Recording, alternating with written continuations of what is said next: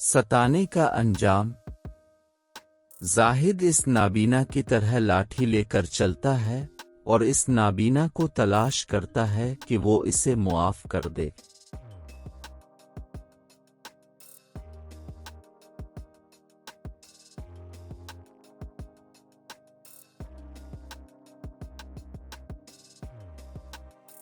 हमारे घर के करीब ही एक हलवाई की दुकान थी। एक नाबीना इस दुकान के सामने से गुजरा करता था। हलवाई का इकलौता बेटा जाहिद, जो पढ़ाई में निकम्मा और नालायक था, बहुत शरारती था। वो रोजाना इस नाबीना को तंग करता और उस पर तरह तरह की आवाजें कसता। बेचारा नाबीना जाहिद के सताने के बावजूद खामोशी से वहां से गुजर जाता। मैंने जाहिद को ऐसी हरकतें करने से मना किया तो उसने कहा कि मुअज्जम, मुझे इस नाबीना को सताकर बड़ा मजा आता है।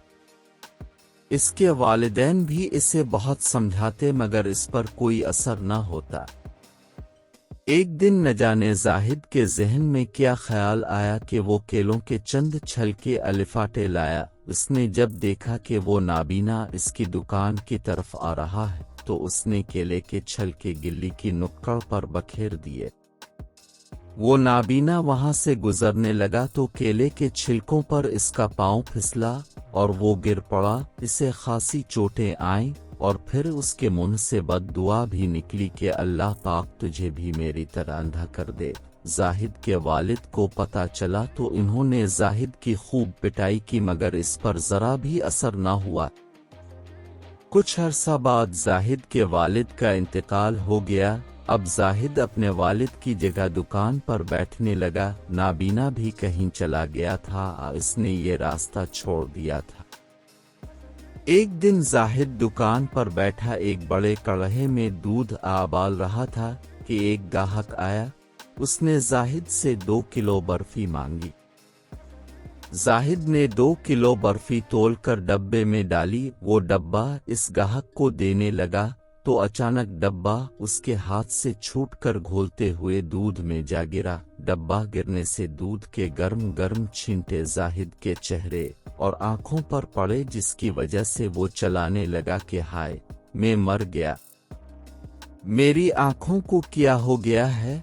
लोग फौरन इसे अस्पताल में ले गए। वहां इसका इलाज ठीक तरह से न हो सका और उसकी वजह से इसकी दोनों आंखें ज़ाय हो गईं। इसके अलावा इसके चेहरे पर जलने की वजह से खासे धब्बे भी पड़ गए थे।